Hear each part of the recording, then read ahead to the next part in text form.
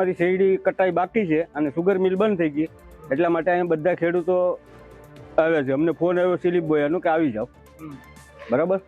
તો અહીંયા આવ્યા તો કે મલિકભાઈને મળો, પલાણાભાઈને મળો, અહીં કોઈ જવાબ આપતું નથી.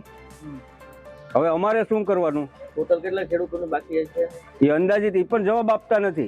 કેટલા ખેડૂતોને બાકી છે અમને તો અરણેજની ખબર છે કે 15 ખેડૂત અરણેજના બાકી છે. તો બધા તાલુકામાંથી આખામાંથી કેટલા બાકી છે એ લોકોને જવાબ આપવો જોઈએ ને. देखिए, हमने शुगर मिल को जो चालू किया था परचेज, हमने 18 जनवरी को हमने स्टार्ट किया था और ये कल 8 अप्रैल को हमने इसका समापन किया है. तो इस बीच में हम लोगों ने लगभग 29,000 टन का गन्ने का पेराई किया है. कुछ चीज़ें रही जो हम लोग थोड़ा सा सफ़र भी किया है. लेबर की कुछ प्रॉब्लम रही है क्योंकि फैक्ट्री थोड़ा लेट बारिश की वजह से और कुछ काफ़ी टाइम बाद में चली थी, तो इस वजह से थोड़ा प्रॉब्लम लेबर का रहा है और उस वजह से.